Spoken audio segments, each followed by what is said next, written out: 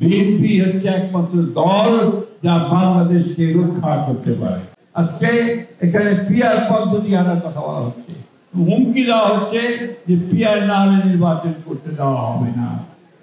বন্ধু, একটা কথা পরিষ্কার করে আমরা এই সরকারকে বলে দিতে চাই খুবই স্পষ্টভাবে যে আমরা এই সরকার এখন পর্যন্ত যে সমস্ত সংস্কারগুলো একমত হতে পড়েছে এবং রাজনৈতিক দলগুলো একমত হয়েছে, আমরা সেগুলোর সঙ্গে একমত এবং আমরা অবশ্যই যেভাবে পদ্ধতিতে নির্বাচনে আমরা ভোট দিয়ে এসেছি সেইভাবে আমরা ভোট দেব, আমাদের প্রতিনিধি এবং আমাদের পার্লামেন্ট নির্বাচন করব। আরেকটা কথা পরিষ্কার করে জানাতে চাই যে আমরা কারো হুমকিতে মাথা নত করতে বাংলাদেশের মানুষ রাজি নয়।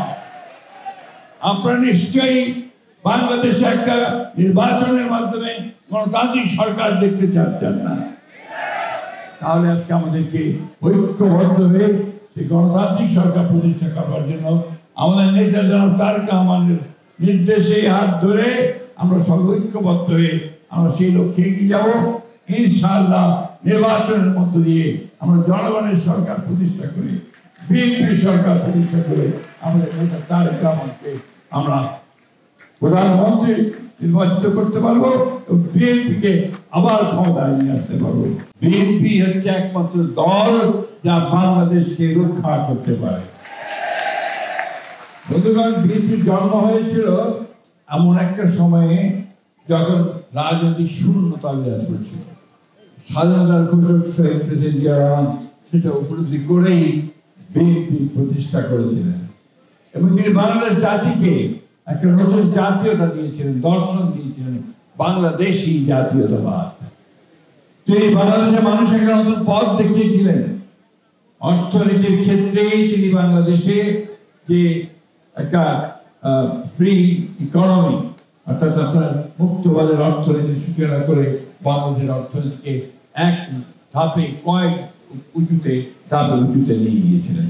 আজকে আমাদের তারেক রহমান তিনি 31 দফা দিয়ে একদিকে রাজনৈতিক কাঠামো পরিবর্তন রাষ্ট্রের, অন্যদিকে অর্থনৈতিক কাঠামো পরিবর্তন, এই দুটোই তিনি আজকে পথ দেখিয়ে দিয়েছেন আমাদের বন্ধুরা। দীর্ঘ সংগ্রামের পরে আমাদের অনেক রক্তপাতের মধ্য দিয়ে আমরা আজকে একটা সুযোগ পেয়েছি আমাদের রাষ্ট্রকে নিজেরা গড়ে তুলবার। সেইখানে আজকে আমাদেরকে কাজটা করতে হবে। আমাদেরকে আজকে বিভিন্নভাবে একটা মহল ভিন্ন খাতে পরিচালনা করবার চেষ্টা করছে। এই নির্বাচন যেটা এখন একমাত্র বিকল্প এই দেশকে রক্ষা করবার, সেই নির্বাচনকে আজকে বিঘ্নিত করবার, তাকে ব্যাহত করবার প্রচেষ্টা চালানো হচ্ছে। যারা প্রাণ দিয়েছেন, যারা শাহাদাত বরণ করেছেন তাদের প্রতি শ্রদ্ধা জানাচ্ছি, যারা পঙ্গু হয়েছেন তাদের প্রতি শ্রদ্ধা জানাচ্ছি, যারা দিনের পর দিন জেল খেলেছেন তাদের শ্রদ্ধা জানাচ্ছি। আসুন সমস্ত ব্যথা বেদনাকে সঙ্গে করে আমরা একত্রিত করে আমরা সামনের দিকে এগিয়ে যাই।